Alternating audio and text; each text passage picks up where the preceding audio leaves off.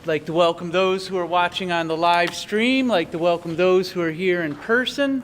For those who are here in person, if for any reason we had to evacuate the library, there is the entrance out at the front of the library that leads into the hallway, and behind me in either corner are doors that lead outside. So we do have quite a crowd here in person. We're going to get to some fall sports recognition in a moment, but I'd just like to take a moment to address our community at large regarding the upcoming capital project vote on next Tuesday, December 9th. So when a school district needs to undergo a large capital project, the community needs to approve such a project via referendum and vote. The last capital project was very successful and addressed many academic needs in our classrooms and our buildings throughout our district. The upcoming capital project addresses needed maintenance items like roofs, parking lots, heating and air conditioning systems, and upgrading of athletic facilities, auditoriums, and facilities to support our extracurricular activities.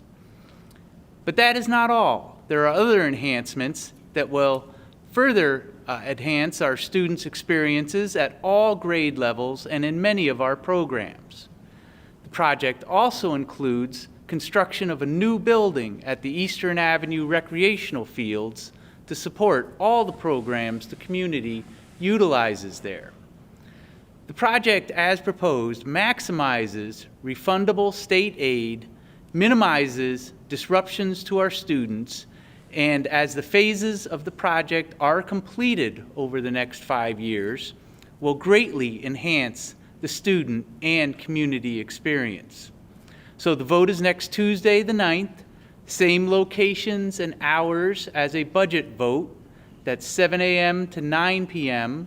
And voting is at the Malta Town offices for the Malta residents and here in the high school library for everyone else. We are grateful for the community's continued support. And let's proceed to our recognition.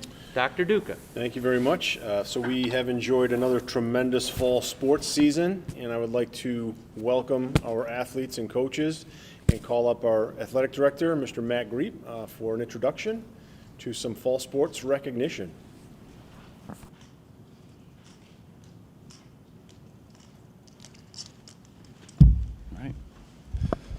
Good evening, ladies and gentlemen. If my voice gets fades in and out, I apologize in advance. I spent all weekend in a house full of cats, and it doesn't sit well with me. So I got my water here. But anyways, thank you all for joining us here tonight and your continued support of our student athletes and athletic program. It has been an honor serving as your athletic director this fall, and look forward to many more seasons of equal, if not greater, success. Board President Fernau and Superintendent Duca, thank you so much for inviting our fall student athletes to be recognized this evening. The recognition is absolutely deserved, but before we introduce the coaches and athletes, I'd like to share some information about our athletic program. As we all know, interscholastic athletics isn't just about performance on the field, but also in the classroom. As I recap the fall season, you'll see that our student athletes take pride and excel in both. So, academically, we had 137 fall varsity scholar athletes, which means they earned a GPA of 90% or greater. That equates to roughly 70% of all our varsity athletes. What is even more impressive is that every single one of our 11 fall varsity teams earned the NISFA Scholar Athlete Team recognition, meaning that the cumulative GPA of the top 75% of the team was at least 90%. As you see, girls golf, 95.9, boys cross country, 95.5, girls cross country, 95.4, girls swim, 95.3, girls soccer, 94.6, volleyball, 94.1, girls tennis, 94, boys soccer, 92.7, cheer, 92, boys golf, 90.8, and football, 90.6. So not only did they do well on the field and in the court, but they also excelled in the classroom. Athletically, we offered 12 different programs which encompassed 28 teams. Amongst those teams, there were 549 student athletes led by a very dedicated staff of 45, making for great competitive accomplishments. And here are a few. Game day cheer, they placed first and were grand champions at the Fonda Fultonville Invitational this year. We fielded our first ever unified bocce team, which had 18 participants. We witnessed, getting ahead of myself. We witnessed history in the pool as girls swim and dive took home the Sectional 2 Division II championship for the first time in nearly 20 years. On top of the team championship, they had multiple individual Section 2 event champions in the 200 medley relay, the 200 freestyle relay, and individual 100 backstroke. 5 swimmers also advanced to the NISWA Swim and Dive Championships as part of the Section 2 swim team, where they went on to set a school record in the 200 freestyle relay. Our girls varsity soccer team finished second in the Suburban Council, earned this number 2 seed in Class AA, advancing to the Section 2 semifinals, and had 2 first-team Suburban All-Council All-Stars. Our football team also advanced to the Section 2 semifinals and had 2 Section 2 first-team All-Stars. Many of the outstanding athletes that helped achieve these feats are here with us tonight. So, without further ado, let's begin with the recognition of our major fall achievements. I'd like to start and invite our head bocce coach, Cam Brunson, to the podium.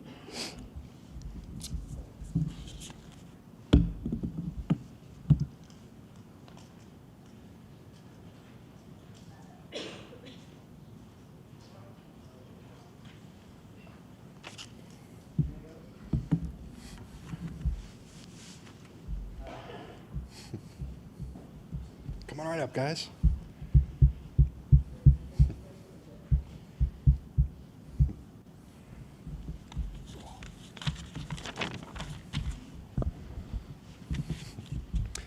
Good evening, everyone.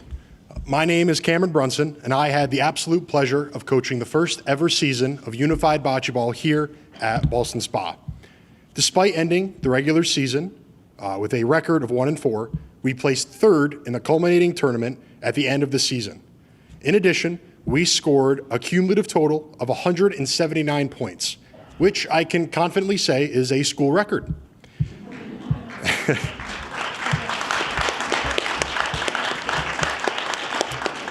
But when it comes down to it, unified sports are not about winning, they're not about losing or trying to score as many points as possible. It's about learning new skills and building connections, and my athletes can attest to this. After our match against Niskayuna, I asked the team how they thought the match went. One of my athletes, Giovanni, responded with, "We got to make new friends, coach." Indeed, after every game we played, we left with more friends than we had at the start. I would now like to take a few seconds to recognize the players that made this season possible. I'll start with the athletes I have here. Kevin Simak, Gary Totten, Juliana Wiltsey, Noah Frisbee, Austin Slipper. For those of us who, the athletes who could not be here, I would like to call out Cooper Eldridge, Natasha Oblisky, Vincent Rossetti, Matthew Tibby, Joanna Baker, Andre Dufresne, Delbert Grant, Christian Caldy, Henry Crone, Elijah Mosley, Andrew Sikolis, and Giovanni Smith. Thank you to all the parents, teachers, everyone working at the bus garage, and administrators for their support for our athletes and making this wonderful first season for Unified Bocce Ball. I'd also like to take a second to thank my assistant coach, Coach Rule, for managing me through my first ever season here at Ballston Spa. I look forward to seeing the future accomplishments of my athletes and the program itself. Thank you.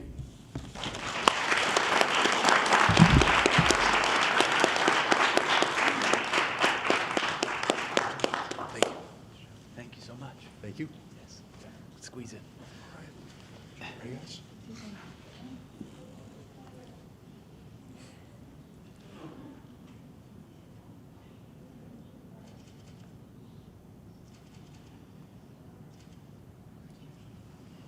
Thank you. Congratulations. Thank you, guys. Here we go.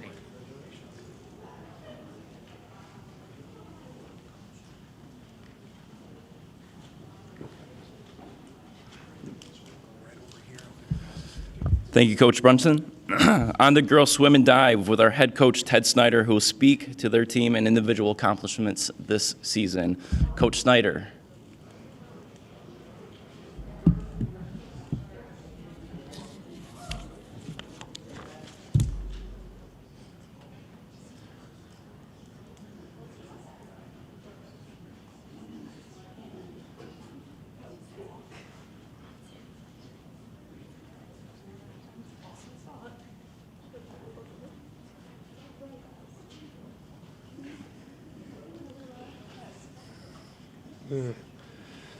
Thank you. Great to be back here again. Very special season. So really a lot to be celebrating about. Season started pretty good. At the beginning, we had a couple really good close meet wins against Shaker. And geez, who was the other team? How about that? Gilderville, excuse me. And that was outstanding, and it really helped set the table for the whole season. We were 8-3 overall, regular season-wise. Well, our only 3 losses were the top 3 teams in Division I, Shenendehowa, Niskayuna, and Saratoga. Our Niskayuna meet was our senior meet, which was unbelievably exciting. It came down to the last relay, and Sarah Blom, our best swimmer, came within 3/10 of catching both swimmers in Niskayuna, but it made for quite a great meet, great finish, and great precursor to what was to come, obviously, as we hit the sectionals. And right before that, it was exciting. In our last couple of meets, we got our final 2 girls to the sectional meet, get the qualifying times. And so we had all 15 girls there at sectionals. And then all 15 girls were in position to score at sectionals. And that was exciting. And we put it together. We won the Division IIs. It was outstanding being able to jump into water finally at Shenendehowa. One thing that was also really neat is a friend of mine who I've known since 1996, Josh Muldner, who was the coach at Saratoga. Back then, he was an All-American swimmer at Geneseo, and I was an assistant coach at Cortland. So it was neat that we both got our championships this year. We got recognized with the Gazette, Times Union, Saratogian, and got to have the fire truck take us from Stewart's into the parking lot. So that was a neat thing to have. And then it was neat. We had 5 girls go to the state meet at Webster, and the success continued. Our medley relay team was in the consolation finals, which was exciting. And then Sarah Blom was 7th place, both 200 IM, 100 butterfly. Tremendous, showing that kind of excellence. And then the meet finished with us breaking the school record, the 200 freestyle relay, by 2/100ths of a second. So we'll get the names up there on the board soon. And just want to say what a great season it was. Coach Michaels, Coach Blom, and myself. And thank you for recognizing us. And I'll say the names and we'll hand out the certificates. Michelle Adams. Sarah Blom. Izzy Casey. Maddie Del Garcio. Thanks. Scarlett Frankfurt. Anna Moss. Eve Molnar, Kelsey Ness, Rena Ricazzi, Jordan Riccardelli,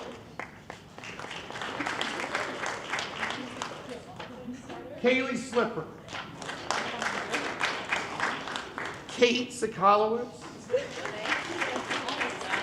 and that should do it. Thank you very much.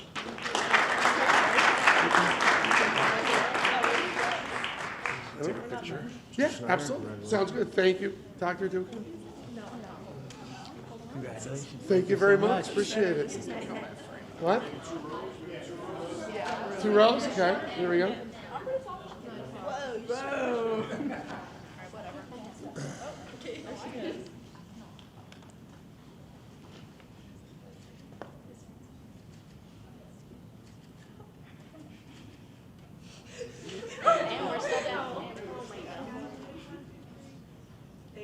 Thank you. Thank you.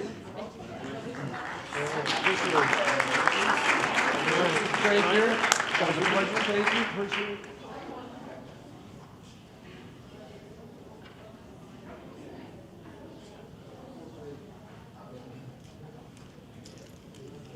Thank you, Coach Snyder. An amazing season for our girls swim and dive team, for sure. Next, I'd like to introduce our head varsity girls soccer coach, Coach Tom Rogan.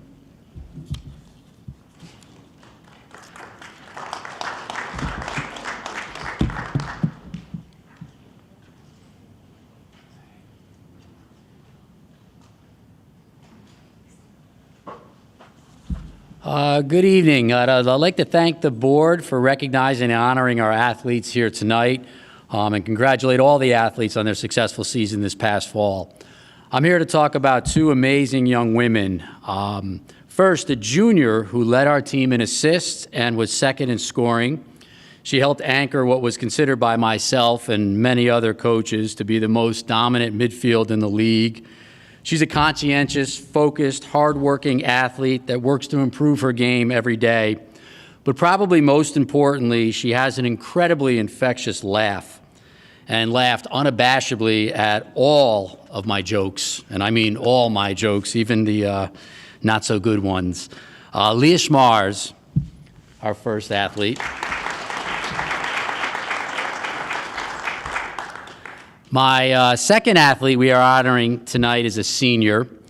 She was also a major part of a very dominating midfield. She served as a captain and a leader for us.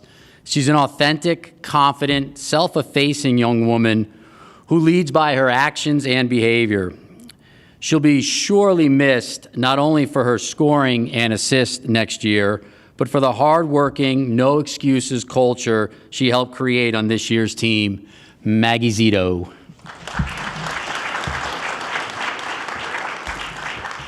Thank you.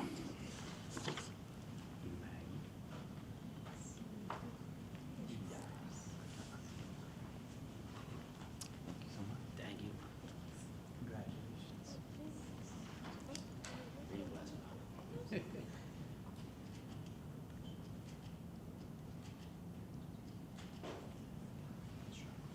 Congratulations.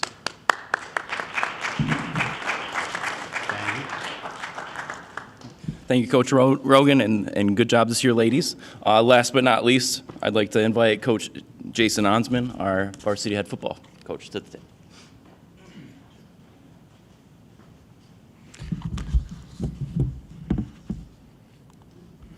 Good evening, everyone. I want to start off by thanking the board, Dr. Duca, Mr. Furneaux, for recognizing our athletes tonight. Congratulations to all the other teams. I was following you all. It was really fun to to follow all the successes this year with our swim team, with our girls soccer program, and for us to kind of be a part of that this season was really nice. I think it's really sport has a special sense of community. Right, and when you get a lot of sports encouraging each other, it kind of brings all those different aspects together. So I thought that was really great this fall. So I'll talk a little bit about our two athletes. I have two. Actually, one of them I think is in a little bit he'll be defending his title defense this year. Sean Pausley. There's a wrestling match going on in the gym right now. Sean was a first-team Class A offensive lineman for us this year. He's a two-time first teamer. He was a second teamer as a sophomore, a 3-year starter for us on both sides of the ball, and a team captain. I'll kind of parlay him into Mike here a little bit. Just two outstanding young men. We had 11 of our players this year get Class A recognition, still with the Daily Gazette, the Times Union, and then the New York State Sports Writer still coming out in about a month or two. So I'm sure some of these guys will keep getting the accolades. But both these young men, Sean and Mike, are really a key part of our program continuing to move in the right direction. Sean really, you won't find a better just everyday guy. Something I read a few years ago about NHL player. He talked about being an everyday guy, and he just came to work every day, and it was something that his teammates could really count on. And Sean's been able to kind of anchor that for 3 years, and it was really great to be around that and be a part of his journey. And so I'm really happy for Sean. So we'll kind of start with Sean's recognition, even though he's wrestling right now. But it's really exciting to be around that, and he's been a great piece for us. So kind of give him a round of applause, even though he's in the gym right now. So that'll move us on to Michael. This is Mike Degenhart. He was a 10th grade linebacker for us this year. He's a two-time Class A All-Star. And again, I kind of talked about it a little bit with Sean. I said I parlayed those two a little. It really comes down to the same thing. Towards the end of the season, Mike started getting hurt a little bit, hurt his hand. And we were in the middle of practice, and we were, when we get later in the season, actually, it's really great, right? Because it's really cool. We get to go out in the stadium because of daylight savings. Sun's going down, so we have the lights on and everything. And Mike's not dressed. He can't practice quite yet. And he's taking reps, right? He's behind our coaches just trying to visualize so that way if he does get a chance to play Friday night, he's ready to go. And again, kind of talking about Sean the same way, just being an everyday guy. I think that gets lost sometimes, particularly with football, right? Because everybody gets to go see the product on Friday night, and they don't really see the Monday, Tuesday, Wednesday, Thursday process that we go through. And that kind of was just a microcosm of Mike as a whole. Guy that doesn't miss workouts, guy that's going to try to show up early and stay late at as many workouts and practices as he can. And again, just a huge piece of our program continuing to take steps forward each year. So yeah, Mike was our other first team Class A All-Star this year, and he'll be a huge part of us moving forward next year as well. So thank you, Mike, and thank you, Sean.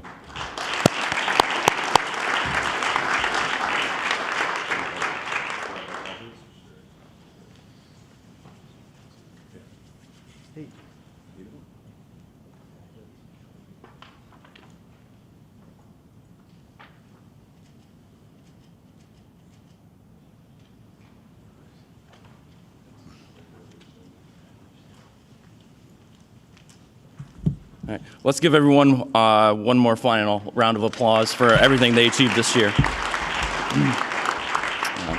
It was a great season, full of great accomplishments, and everyone should be, when they look back, they should look back on those memories fondly. With that, I look forward to everyone's continued support of our student athletes and athletic program throughout the winter season. Once the board meeting concludes, feel free to stop by the gym and support our wrestlers in their first home dual match of the year. With that, I thank you, everyone, and enjoy the rest of your evening. Thanks.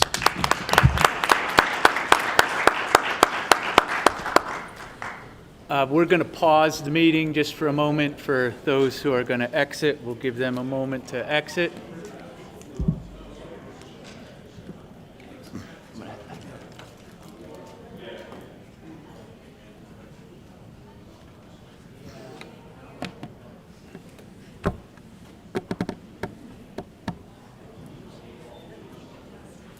Thank you.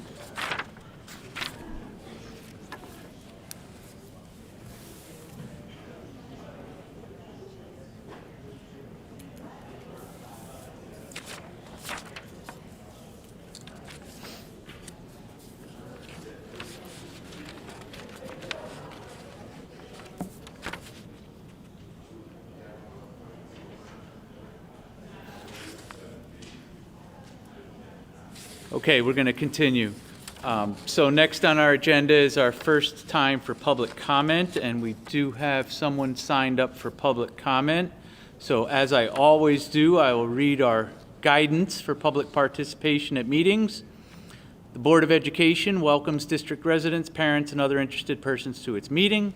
Community involvement at board meetings is encouraged so that the board can better understand and represent the views of its constituents. Please be aware, however, that information such as individual student information or particularly personnel issues cannot be discussed at public sessions of the board. Speakers will be called upon individually. When recognized by the board president, will be asked to approach the podium and state your name and residence. Statements are restricted to a maximum of 2 minutes. Speakers will be notified by the board president when his or her time has expired. The board and the district staff take public comment very seriously. However, the board will not respond to comments or questions during the public comment period. The board asks the public's cooperation in maintaining a safe and respectful environment. The board president reserves the right to limit individual comments if it is deemed necessary. To achieve this, speakers will please not make slanderous attacks on any group, organization, or individual, member of the board, employee of the district, a member of the audience, or a member of the public. Will please not use profane, vulgar, threatening, or disparaging language or racial or ethnic slurs. And please not disrupt the meeting with loud outbursts or other disruptive conduct or behavior, either during the speaker's assigned time or at any other time during the meeting. Speakers understand that a failure to comply with these rules for maintaining a respectful and productive environment may result in early termination of the speaker's allotted time, a denial of future requests to speak, and any other actions deemed necessary by the president of the board, or where appropriate in the matter of health or safety measures, the superintendent of schools. And with that, Mr. Kirsch, will you please approach the podium? The privilege of the floor is yours. Thank you. My name is Jason Kirsch, 11 Northwood Drive. I apologize for not being able to be a part of the November 12th session, auditorium about the capital plan and some of the questions and answers with that. My background is landscape architecture and planning and facilities management. And my girls both were in a softball program, 2016, 2019 state finals. And back in 2017, I was working with a superintendent at the time, trying to fix some things in the fencing out there and raise the height so you couldn't hit a foul ball in the facility. And there's a play when the ball gets away from the catcher, you can't make it to the first base because of the way it's set up. It was already installed. I get it, there's funding that can't fix those things after it's installed. So when I saw this plan, I wanted to just emphasize, and I know I only got a minute left, is the orientation of the new turf field for the football. That's my big concern. You have this opportunity to put in so much money into the field. It's like, can we just turn the field and make it correct for all of the suburban council? Niski, all of them have the proper orientation for that football field. I know we're ground and pound and not a fly, thrower type of program, but that's an important piece. And I think placing facilities where they have community engagement and spectators and thinking about the track placed in the back of the area is not conducive for buses coming, spectators, whole restrooms. And what I did in this last 10 seconds, what I did is I just quickly did a plan, an alternative plan, not knowing who your site rep was with CS Arch and that kind of thing. And I'll just leave that with you to look over. So my 2 minutes is up, unless you want me to go longer.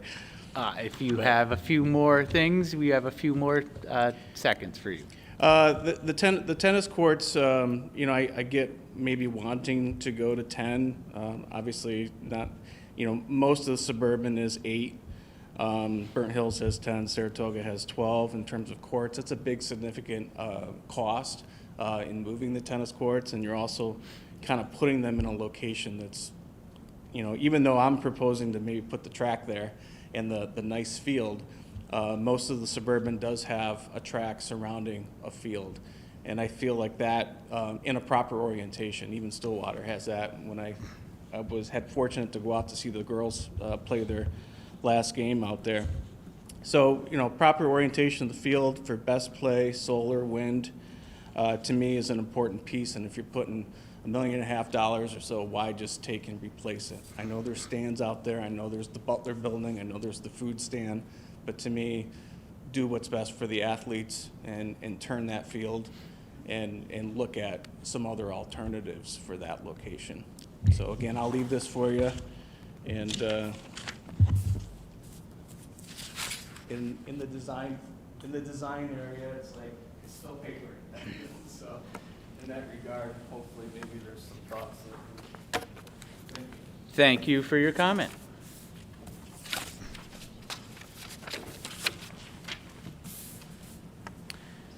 Next up, our student government report. Good evening, everyone. First off, I'm proud to announce the results of our Thanksgiving food drive. The sophomores brought in 8 packs of mashed potatoes, the freshmen brought in 43 packs of instant stuffing, the juniors brought in 106 cans of cranberry, and the seniors brought in 110 cans of vegetables. The food items were donated on Friday before Thanksgiving to the Presbyterian Church downtown, and the senior class was awarded $500 to put towards their prom. Tomorrow, we're also hosting the holiday trivia in the library at 6 p.m. Sign your teams up. All grades and community members are welcome, and light refreshments will be provided. Excellent. Any questions for our student government representative? Okay, we will see you at the trivia night. Excellent. Next up, approval of minutes. May I have a motion to approve the minutes for the November 19th, 2025 regular meeting? So moved. Any amendments or additions? Not hearing any. All those in favor? Aye. Aye. Opposed? Minutes are approved. Our superintendent's report?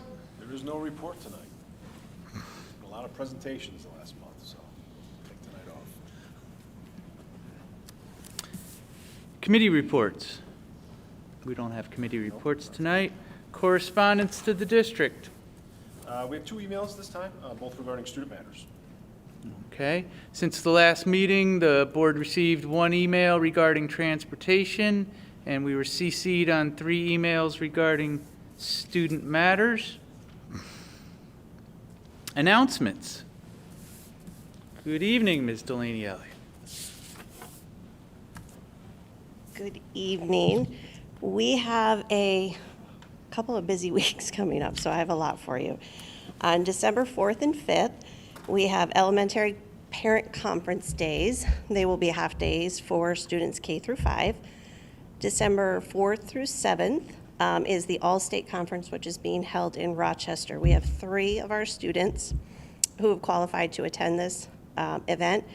It consists of 3 days of rehearsal before a performance at the Eastman Theater in Rochester, and this is the highest ensembles in the state.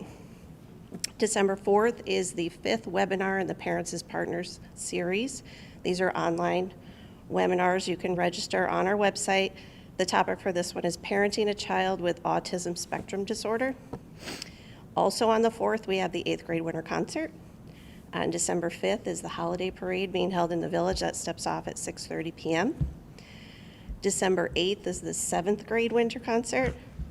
December 9th, as Jason mentioned, is the capital project vote, which is being held from 7 a.m. to 9 p.m. at our traditional polling locations here in the town of Malta. On December 9th is also the high school JV winter concert. December 11th is the high school varsity winter concert. December 12th, there's a middle school dance, which is being hosted by Launching Pad.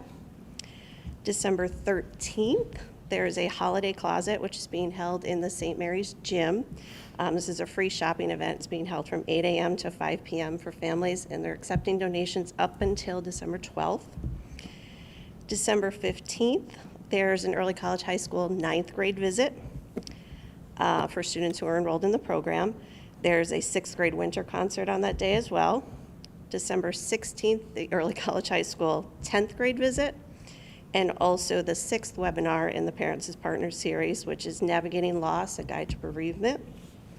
Also on the 16th is the Milton Terrace, winter concert.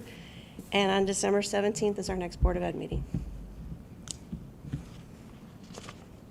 That was a lot. Does anybody need anything read back? We got it. Thank you so much. And yes, we look forward to all our student participation in the holiday parade on Friday night. We'll have, I believe, musical groups performing in various places, and also potentially students in the parade as well. Any other announcements from our, yes, Ms. Woodmore. The Ballston Spa Education Foundation has started their online auction, and it is live until Sunday at 12 p.m. And there's lots of great things. If you have a senior or a 5th grader, there's graduation seats front row, or 5th grade graduation seats front row, which is a hot commodity, so you don't have to wait in the line. And there's lots of goodies for around town, so please set your alarms to get your bids in.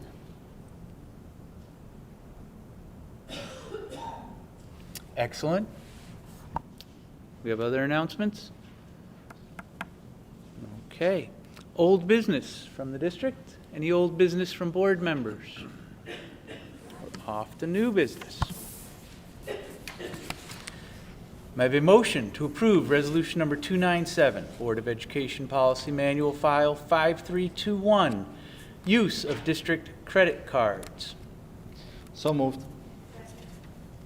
Any discussion? Not hearing any. All those in favor? Aye. Aye. Aye. Opposed? Abstentions? Resolution 297 passes. May I have a motion to approve Resolution Number 298, Tax Collectors Report? So moved. Any discussion? Not hearing any. All those in favor? Aye. Aye. Opposed? Abstentions? Resolution 298 passes. May I have a motion to approve Resolution Number 299, Amendment to Tax Warrant and Levy? So moved. Any discussion? Not hearing any. All those in favor? Aye. Opposed? Abstentions? Resolution Number 299 passes. May I have a motion to approve Resolution Number 300, Agreement, FSA, Plan Adoption? So moved. Any discussion? Not hearing any. All those in favor? Aye. Opposed? Abstentions? Resolution Number 300 passes. I have a motion to approve Resolution Number 301, Acceptance of Donation. So moved. Any discussion? Not hearing any. All those in favor? Aye. Opposed? Abstentions? Resolution Number 301 passes. We thank all of those who donated to the Hannaford program. May I have a motion to approve Resolution Number 302, Budget Transfers? So moved. Any discussion? Not hearing any. All those in favor? Aye. Opposed? Abstentions? Resolution Number 302 passes. I have a motion to approve Resolution Number 303, Establish Award. So moved. Any discussion? Not hearing any. All those in favor? Aye. Opposed? Abstentions?